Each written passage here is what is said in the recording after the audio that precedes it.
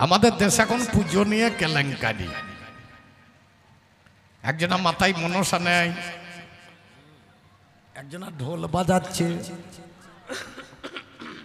সাংঘাতিক ব্যাপার। আমি দেখছি একদিন বসে, প্রশান্ত তার বাড়িতে বসে আছি, আর আমি বাবা খুব গান পাগলা লোক, যেখানে গান বাজনা হবে আমি চলে যাব।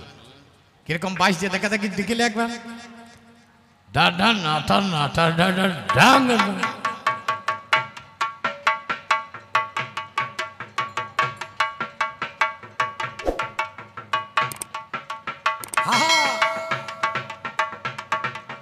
মনসা নাচানোর বাজনা, ওই মাতালায়। আমি গিয়ে দাঁড়িয়ে দাঁড়িয়ে দেখছি, প্রশান্ত তার বাড়ি থেকে বেরিয়ে গিয়ে দাঁড়িয়ে দাঁড়িয়ে দেখছি, হঠাৎ দেখছি একটা মেয়ে উপর হয়ে পড়ে গেল। আমি প্রশান্ত তাকে জিজ্ঞেস করছি, আচ্ছা এই মেয়েটা পড়ে গেল কেন বলতে কি? বলে ওর যদি কোনো রোগ ব্যাধি থাকে, এ যখন ডেঙ্কিয়ে যাবে সব সেরিয়ে যাবে। বললাম মেয়েটা পেরিয়ে তারপর আমি পড়ব। মনে মনে ভাবছি, কান তো আমাদের সাংঘাতিক, কবিয়ালদের চোখ নাই কিন্তু কান আছে। ঢোলে বাজাচ্ছে বুঝে সূর্যে পা দিস, বুঝে সূর্যে পা দিস, বুঝে সূর্যে। এ তখন আর পা ফেলাই না, দাঁড়িয়ে দাঁড়িয়ে মাথা ঘুরেছে। চোখ খুললেই তো বাবা মনসার আর কৃপা থাকবে না। বলছে হবে, তোর হবে। আমি দেখছি কি হবে রে। তখন ঢুলিয়া বাজাচ্ছে বুঝে সূর্যে কথা কয় সে, বুঝে সূর্যে কথা কয় সে, বুঝে সূর্যে। হয়তো পেরে বসে বুঝেছে সেই মেয়েটা সামনে। হবে 1 বছরের মধ্যে তোর পুত্র সন্তান হবে। ঢোকা দেখলেও পিঠের চামড়া যাবে। তখন ঢোলে বাজাচ্ছে শতপনা বেদবা, শতপনা বেদবা, শতপনা। ওরে শতপা পড়ে নেই, বেদবা পড়েছে, ছেলে হবে কি করে? এই চলছে আজকে দেবতার খেলা, এই চলছে আজ দেবতার খেলা। বিধবার ঘরে বাবা ছেলে হয়ে, এই চলছে বাবা দেবতার খেলা, বিধবার গর্ভে ছেলে হয়েছে। এই চলছে বাবা দেবতার খেলা। খুব চিন্তা করে দেখুন, গৌরাঙ্গ মহাপ্রভুর প্রসাদ পেয়ে নারায়ণীর ছেলে হয়ে গেল। গৌরাঙ্গ মহাপ্রভুর প্রসাদ সচিমা খাই নাই, গৌরাঙ্গ মহাপ্রভুর প্রসাদ বিষ্ণুপ্রিয়া খাই নাই, গৌরাঙ্গ মহাপ্রভুর প্রসাদ লক্ষ্মীপ্রিয়া খাই নাই, গৌরাঙ্গ মহাপ্রভুর প্রসাদ নদিয়াবাসীর আর কোনো মেয়েই কি খাই নাই, শুধু ওই নারায়ণী খেয়েছিল। মাস্টারমশাই একজন খেলেও তার সন্তান হয়ে গেল। গৌরাঙ্গ মহাপ্রভু প্রসাদ কি বিষ্ণুপ্রিয়া কোনোদিনই খাই না? এইখানে দাঁড়িয়ে আলোচনা করো, আমি দেখি।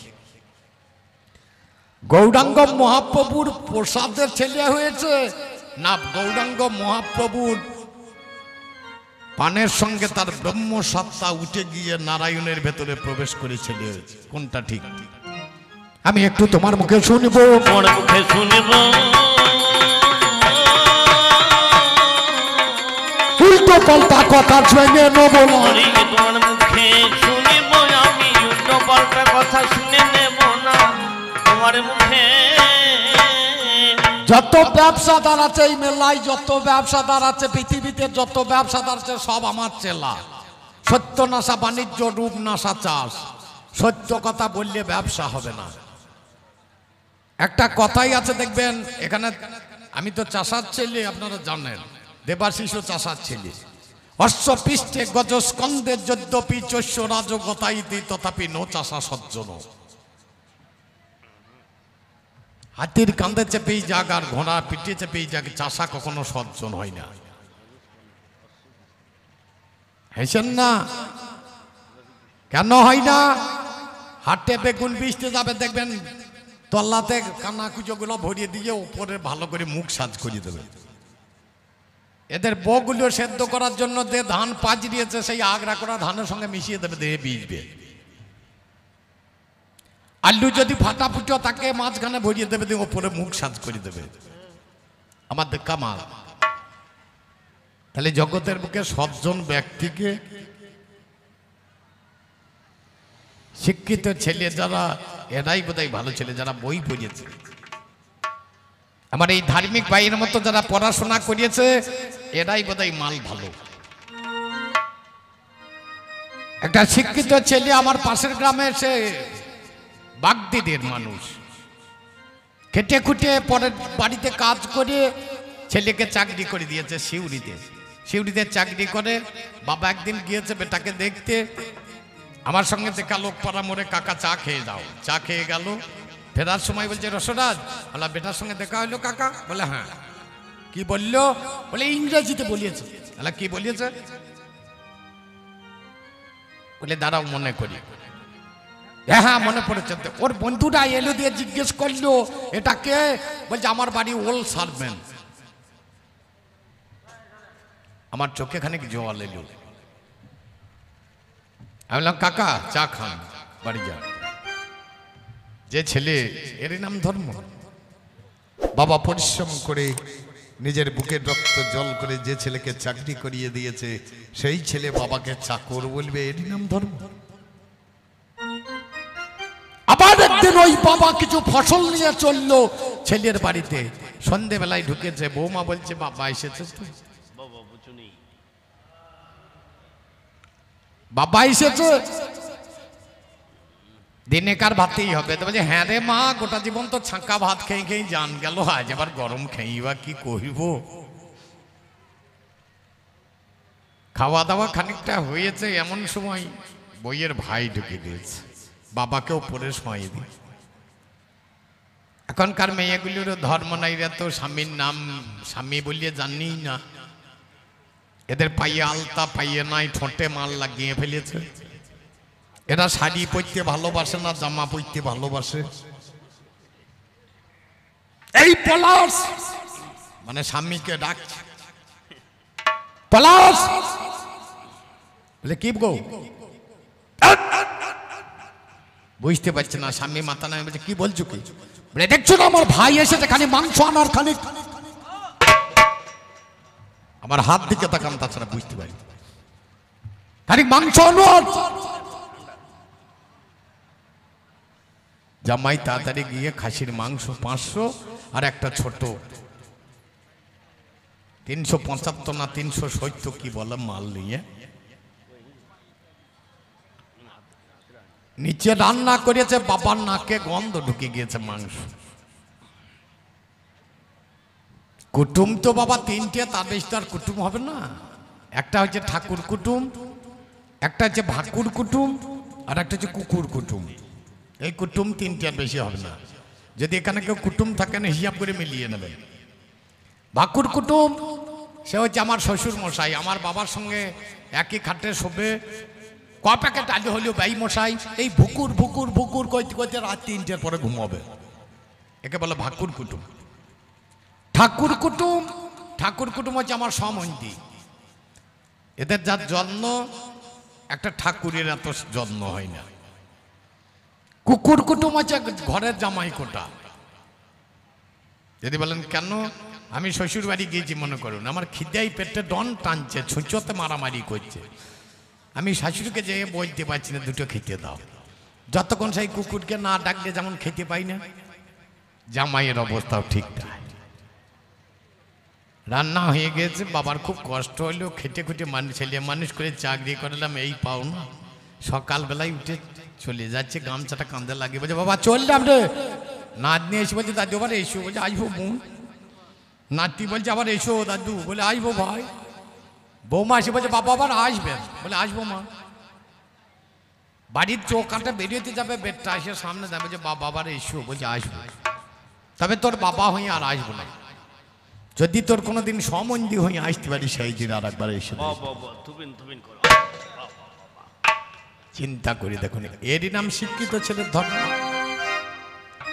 যদি ধর্ম থাকে বলো, তোমার মুখে আমি শুনবো। আশ্রমে থাকে ধর্ম, আজ মা বাবার জন্য বৃদ্ধাশ্রম বলো কেন হলো? বৃদ্ধাশ্রম বলো কেন হলো? শুনতে আমার বড় বাসনা জাগ। ওরে বৃদ্ধাশ্রম বলো কেন হলো? শুনতে আমার বাসনা হলো। বৃদ্ধাশ্রম বলো কেন হলো? তাহলে নামে যারে জয় বিজয়, বাবা দাঁড়ের দাঁড়ি ছিল। একদিনে সনক সনাতনে সনত কুমার সদানন্দ 4 জনে গেল। তাহলে ভগবান বলেছে তোমরা দাঁত ছেড়ে দিও না, যেই আসবে আসুক না কেন। দাঁত ছেড়ে দেয় নাই। মর্তভূমিতে দেখো তোমরা চলে যাবে, মর্তের মাটিতে তোমরা জনম লভিবে। করজনে দাঁড়াইল জয় বিজয় ভাই। ওগো আমার ভগবানে তোমারে জানায়, বলে বাবারে আমার কিছু করার নাই, মরতে যেতে হবে। বলে আমাদের অপরাধ কি, এমন অন্যায় করেছি? আমি তো তোমার কথাটাই রেখেছি, আর তো কিছু করি না। বলে বাবারে এদের বাক্য লঙ্ঘন হবে না, তাই না? তাই যাবো মর্তদাম। 7 জন্ম যেতে হবে। বলে 7 জন্ম। বলে অতদিন থাকতে পারবো না। যদি বন্ধু ভাবে যাবি তোরা 7 জন্মেই আসবি, শত্রু ভাবে গেলে বাবা 3 জন্মে পাবি। তাহলে চিন্তা করে দেখুন গা, যদি ধর্ম ভাবে পেতে হয় 7 জন্ম লাগবে, আমার রাস্তায় চললে পরে 3 জন্মে পাবে। ওরে আমার পাল্লাদারে তোমার কাছে গাই, ওরে 3 জন্মে ভগবানকে অধার্মিক না পাই আমি এইখানে রাখলাম, এইখানে রাখলাম। ধর্ম দাদা এসে বলো গে দেখি, আমি এইখানেই রাখলাম। ধর্ম দাদা এসে বলুক দেখি, এইখানে যাবার বেলায়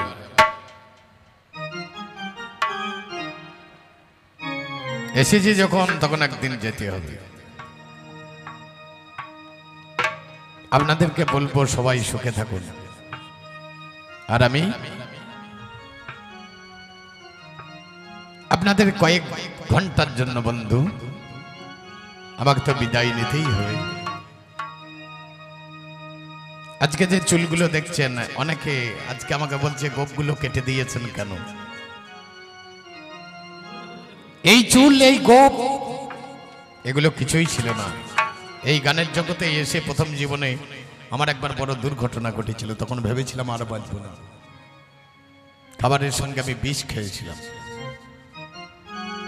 কোথা খেয়েছিলাম, কেমন করে খেয়েছিলাম সেগুলো বলতে পারবো না, তবে আমি খেয়েছিলাম। সেদিন ভেবেছিলাম আর বাঁচব না, বোধহয় আর কারোর সঙ্গে দেখা হবে না। কিন্তু আমার মা বাবার পূর্ণ আশীর্বাদ আমার উপরে ছিল, সাধুগুরু বৈষ্ণবের চরম কৃপা আমার উপরে ছিল, যার জন্য আবার আপনাদের মতো ভক্তের চরণ সেবা করতে পারছি। যাবার বেলায় আমার সেই দিনের সেই গান, আমি না জানি হায়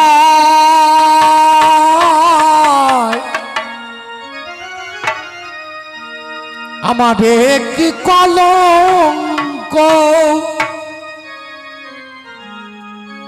ব্যথার মালা গলেতে জড়ায় জড়াই গো, এবার আমি চলে যাই। বাইরে থেকে যারা এসেছেন, গ্রামবাসী যারা আছেন, সবাইকে বলছি আপনারা সবাই সুখে থাকুন। আর আমি যেতে হবে বাবা, সেই দেশের কথা বলছি, এ দেশের নয়। সুখে থাকো, সুখে থাকো তোমরা সবাই সবাই গো, এবার আমি চলে যাই। আমি না জানি হায় আমারে কি কলঙ্ক, ব্যথার মালা গলেতে জড়ায় জড়াই গো, এবার আমি চলে যাই। সুখে থাকো, সুখে থাকো তোমরা সবাই এবার আমি চলে যাই এবার আমি চলে যাই আজ সুখে থাকো তোমরা সবাই এবার আমি চলে যাই এবার আমি আছেন যত গুরুজন করি গজর প্রণিপাত কুলে পনি যদি ধরে নেবেন তুমি হাত আছেন যত গুরুজন করি গজর প্রণিপাত কুলে পনি যদি ধরে নেবেন তুমি হাত এখানে আমার একটা চাওয়ার আছে আমার গানে চাইবে সেটা টাকা নয় পয়সা নয় নিশ্চয়ই দেবেন পারলে আর বুঝি বেলা নাই আমার সাদের বেলা বহিয়া যায় আর বুঝি বেলা নাই সাধের বেলা বহিয়া যায় মডেলে পড়ে শ্মশান ঘাটে মডেলে পড়ে শ্মশান ঘাটে ফুলের তোড়া চাই জানো এবার আমি চলে যাই এবার আমি চলে যাই আজ সুখে থাকো তোমরা সবাই এবার আমি চলে যাই এবার আমি চলে যাই না জানি কোন ভাগ্য আমার হয়েছি আজ শিল্পী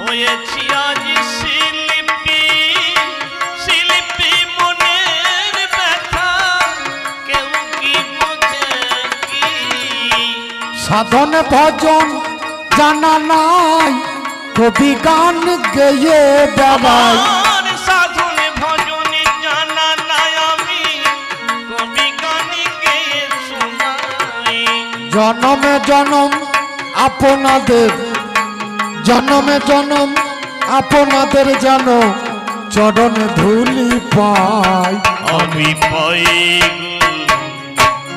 এবার আমি চলে যাই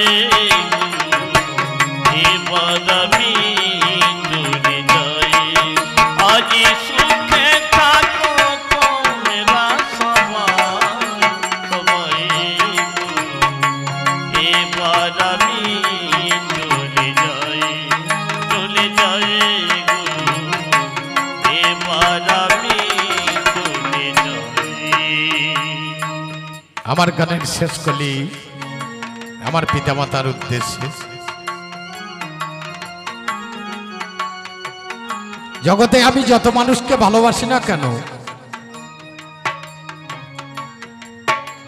আমার বাড়িতে যে দুটি ভগবান আছে একটা পিতা এবং একটা মাতা ওদের মতো ভালো আমি কাউকে বাঁচতে পারি না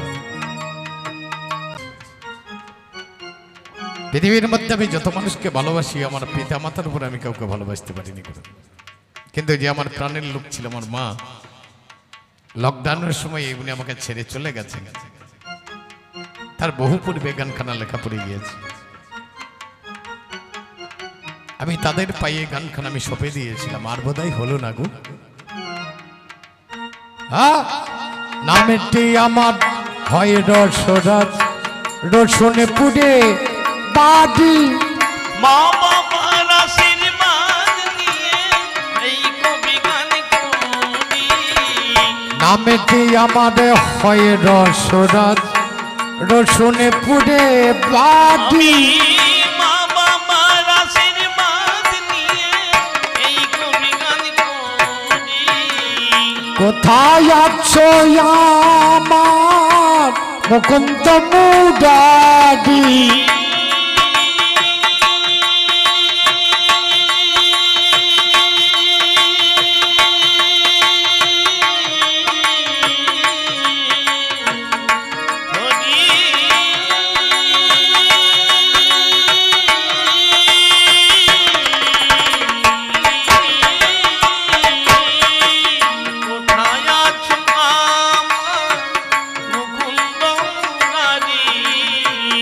শেষের দিনে ওগো ঠাকুর, শেষের দিনে ওগো ঠাকুর যেন যুগল চরণ পাই। আমি পাই গো এবার আমি চলে যাই, চলে যাই গো এবার আমি চলে যাই। আজি সুখে থাকো তোমরা সবাই, সবাই গো এবার আমি চলে যাই, চলে যাই গো এবার আমি চলে যাই, চলে যাই, চলে যাই। চলে যাই।